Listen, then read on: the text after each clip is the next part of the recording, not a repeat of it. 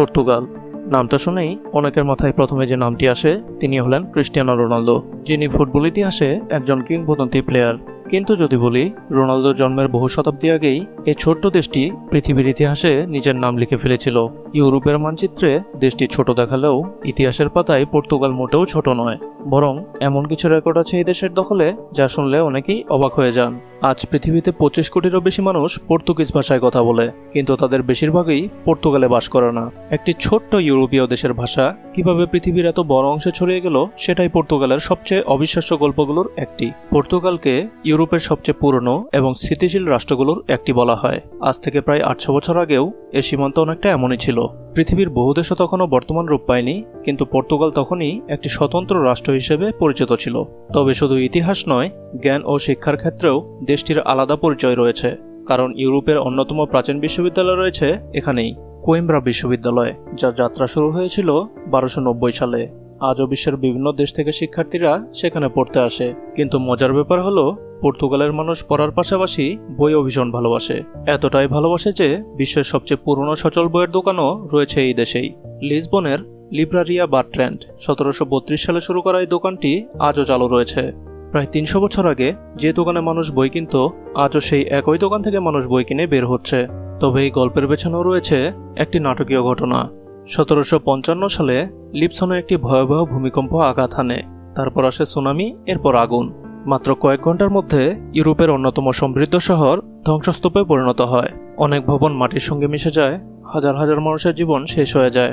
অনেকে বলেন সেই ভূমিকম্প শুধু একটি শহর নয়, পুরো ইউরোপের চিন্তাভাবনাকেও বদলে দিয়েছিল।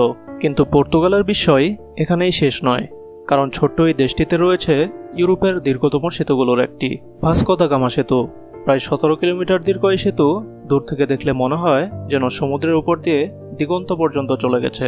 আর ভাস্কো দা গামা নামটি শুনে হয়তো আপনার আরেকটি দেশের কথা মনে পড়তে পারে, ভারত। কারণ ইতিহাসের অন্যতম বিখ্যাত সমুদ্র অভিযাত্রী ছিলেন এই ভাস্কো দা গামা, যিনি সমুদ্রপথে ভারতে পৌঁছানো প্রথম ইউরোপীয়দের একজন। আর এখান থেকেই শুরু হয়েছিল এমন এক অধ্যায় যা শুধু পর্তুগাল নয়, পুরো পৃথিবীর ইতিহাসকে বদলে দেয়। কিভাবে এত ছোট একটি দেশ একসময় পৃথিবীর সবচেয়ে শক্তিশালী সামুদ্রিক শক্তিগুলোর একটিতে পরিণত হয়েছিল, এর উত্তর লুকিয়ে আছে সমুদ্রে। আজ থেকে প্রায় 500 বছর আগে পৃথিবীর মানচিত্র আজকের মতো ছিল না।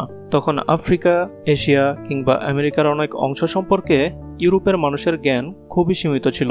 সমুদ্র ছিল রহস্যে ভরা, আর সেই রহস্যের দিকে সবচেয়ে সাহসী পদক্ষেপগুলোর একটি নিয়েছিল পর্তুগাল। তাদের নাবিকরা অজানা সমুদ্রপথে যাত্রা শুরু করেছিল। তখন ছিল না কোনো জিপিএস, না ছিল আধুনিক মানচিত্র। একবার সমুদ্রে বের হলে জীবিত ফিরে আসার কোনো নিশ্চয়তা থাকতো না। তারপরেও তারা যাত্রা করেছিল, আর সেই যাত্রাই তাদের ইতিহাস বদলে দেয়। এই অভিযাত্রীদের মধ্যে সবচেয়ে বিখ্যাত নামগুলোর একটি হলো ভাস্কো দা গামা।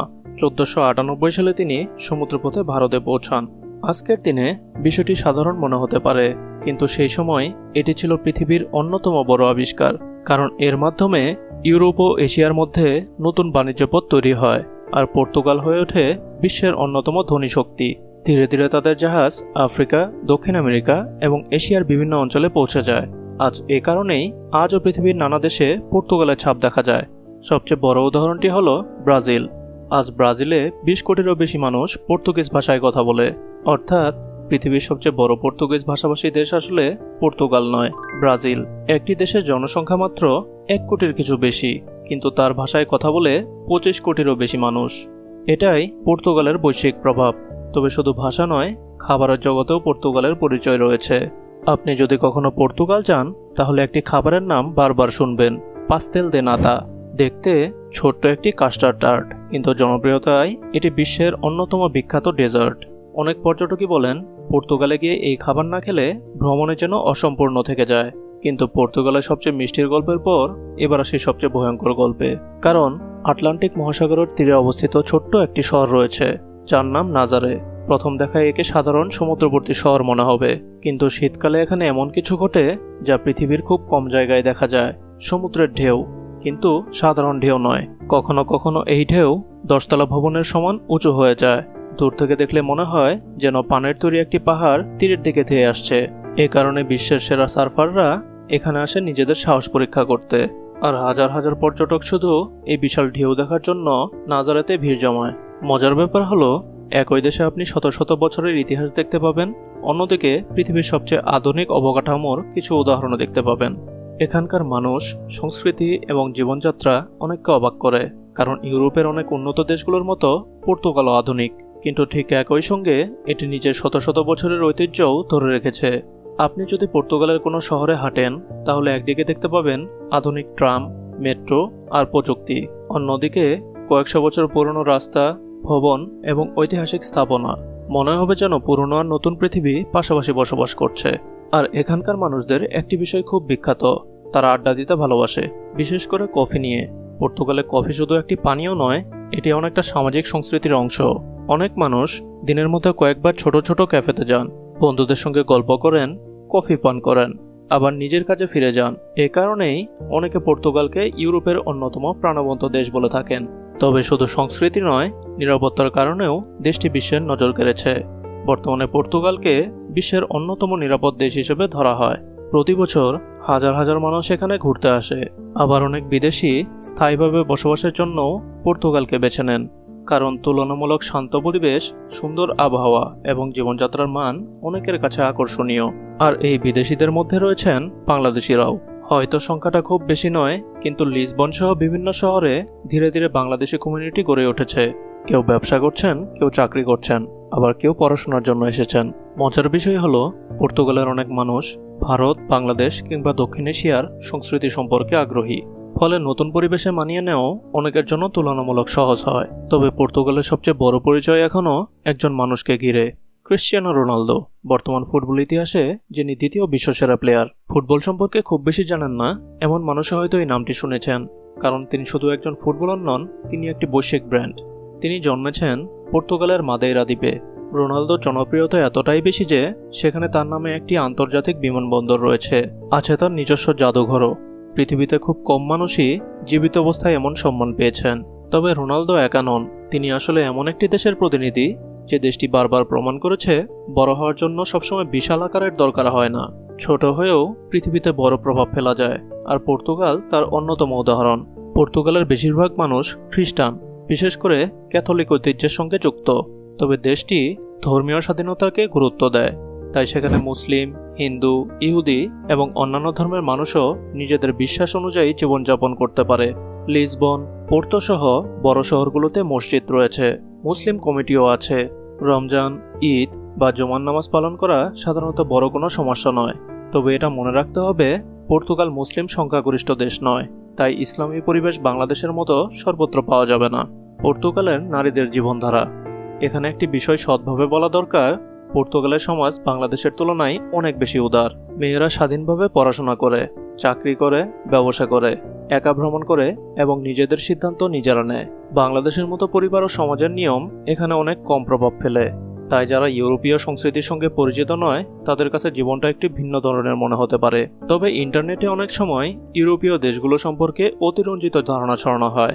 বাস্তবে পর্তুগালের অধিকাংশ মানুষ সাধারণ জীবনযাপন করে, পরিবারকে গুরুত্ব দেয় এবং কর্মজীবন নিয়ে ব্যস্ত থাকে। পর্তুগালে বাংলাদেশিদের জন্য সুযোগ, এখানে বাস্তবতা হলো পর্তুগাল কানাডা বা জার্মানির মতো বিশাল চাকরির বাজার নয়। তবে সুযোগ একেবারেই নেই এমনও নয়। বাংলাদেশিদের অনেকেই কাজ করেন রেস্টুরেন্ট ও ফুড সার্ভিসে, হোটেল ও পর্যটন খাতে, ডেলিভারি ও লজিস্টিক সেক্টরে, ছোট ব্যবসায়, নির্মাণ ও শ্রমভিত্তিক কাজে। সাম্প্রতিক বছরগুলোতে কিছু বাংলাদেশি আইটি, পড়াশোনা এবং দক্ষ পেশাতেও প্রবেশ করেছেন। তবে সবচেয়ে বড় বাধা হলো ভাষা। ইংরেজি জানলে শুরু করা সম্ভব, কিন্তু দীর্ঘমেয়াদে পর্তুগিজ ভাষা শিখলে অনেক সুযোগ সুবিধা বেড়ে যায়। পর্তুগালের আবহাওয়া ইউরোপের অনেক দেশের তুলনায় উষ্ণ, তীব্র তুষারপাত বা অতিরিক্ত ঠান্ডা অনেক এলাকায় দেখাই যায় না। এই কারণে দক্ষিণ এশিয়ার অনেক মানুষের কাছে দেশটি তুলনামূলক আরামদায়ক মনে হয়। পর্তুগাল সম্পর্কে অনেকের মনে প্রশ্ন থাকে, একজন বাংলাদেশীর জন্য দেশটি কেমন? সত্যি বলতে এটি মুসলিম দেশ নয়, তবে ধর্মীয় স্বাধীনতা রয়েছে, মসজিদ রয়েছে এবং মুসলিম কমিউনিটিও রয়েছে। সমাজ তুলনামূলকভাবে অনেক বেশি উদার, তাই জীবনধারা বাংলাদেশের থেকে আলাদা। কাজের সুযোগ আছে, তবে সফল হতে হলে দক্ষতা ও পর্তুগিজ ভাষা শেখা খুবই গুরুত্বপূর্ণ। আর নিরাপত্তা ও জীবনযাত্রার মানের কারণে অনেক বিদেশিদের মতো বাংলাদেশিরাও ধীরে ধীরে পর্তুগালকে নতুন গন্তব্য হিসেবে মেনে নিচ্ছেন। এতক্ষণ আমরা পর্তুগালের ইতিহাস, সমুদ্রযাত্রা, রোনালদো এবং আধুনিক জীবন সম্পর্কে জানলাম, কিন্তু এখন যে তথ্যগুলো জানবেন সেগুলো হয়তো আপনি জীবনে প্রথমবার শুনতে যাচ্ছেন, কারণ পর্তুগাল এমন একটি দেশ যার অনেক অবদানই সাধারণ মানুষ জানে না। উদাহরণ হিসেবে একটি বিষয় যথেষ্ট। আপনি কি জানেন পৃথিবীতে ব্যবহৃত কর্কের একটি বড় অংশ আসে পর্তুগাল থেকে? কর্ক বলতে বোতলের মুখে লাগানো সেই বিশেষ ঢাকনাকে বোঝায় যা বিশেষ করে দামি পানীয়ের বোতলে দেখা যায়। এই কর্ক উৎপাদনে পর্তুগাল দীর্ঘদিন ধরেই শীর্ষ দেশগুলোর একটি। মজার ব্যাপার হলো একটি গাছের ছাল থেকে এই কর্ক তৈরি করা হয়, আর সেই শিল্প থেকে দেশটি প্রতি বছর বিপুল পরিমাণ আয় করে। তবে কর্কই একমাত্র বিষয় নয়, পর্তুগালকে অনেকেই টাইলসের দেশ বলেও চেনে। দেশটির বিভিন্ন শহরে হাঁটলে আপনি অসংখ্য ভবনের দেওয়ালে নীল, সাদা এবং রঙিন টাইলস দেখতে পাবেন। এই টাইলসগুলোকে বলা হয় আজুলেজো। শত শত বছর ধরে এগুলো পর্তুগালের সংস্কৃতির অংশ। আজও বিশ্বের বিভিন্ন দেশে পর্তুগিজ টাইলস রপ্তানি করা হয়। কিন্তু পর্তুগালের আরেকটি শক্তি হলো নবায়নযোগ্য জ্বালানি। বিশ্বের অনেক দেশ এখনও জীবাশ্ম জ্বালানির উপর নির্ভরশীল, অথচ পর্তুগাল বহু বছর ধরেই সৌরশক্তি, বায়ুশক্তি এবং জলবিদ্যুতের ব্যবহার বাড়িয়ে আসছে। দেশটির বিদ্যুতের বড় অংশ নবায়নযোগ্য উৎস থেকে আসে। এ কারণেই পরিবেশ বান্ধব জ্বালানি ব্যবহারের ক্ষেত্রে পর্তুগালকে ইউরোপের অগ্রগামী দেশগুলোর একটি ধরা হয়। পর্তুগালের জনসংখ্যা খুব বেশি নয়, তবুও প্রতি বছর দেশটিতে লাখ লাখ পর্যটক আসে। কেউ আসে ইতিহাস দেখতে, কেউ আসে সমুদ্র দেখতে, কেউ আসে রোনালদোর দেশ দেখতে, আবার কেউ আসে সেই বিখ্যাত 10 তলা সমান ঢেউ দেখার জন্য।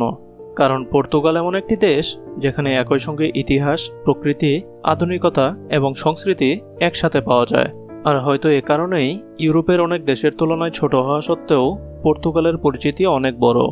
এটি এমন একটি দেশ যার সীমান্ত শত শত বছর ধরে প্রায় অপরিবর্তিত।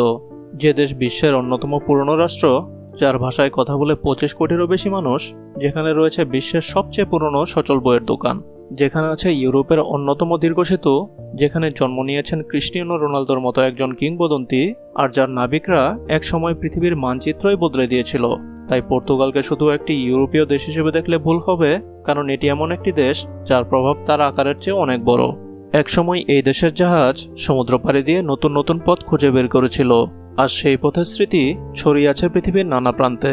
হয়তো এ কারণেই পর্তুগালের গল্প কখনো শুধু পর্তুগালের গল্প নয়, এটি সাহসের গল্প, অভিযানের গল্প, আবিষ্কারের গল্প, আর একটি ছোট দেশের অসাধারণ প্রভাবের গল্প। ভিডিওটি যদি আপনাদের ভালো লেগে থাকে তাহলে অবশ্যই একটি লাইক করবেন, আর বিশ্বের বিভিন্ন দেশ সম্পর্কে এমন অজানা ও চমকপ্রদ তথ্য জানতে দেশ ক্যানভাসের সঙ্গে থাকুন। পরবর্তীতে দেখা হবে নতুন কোনো দেশের নতুন কোনো গল্প নিয়ে।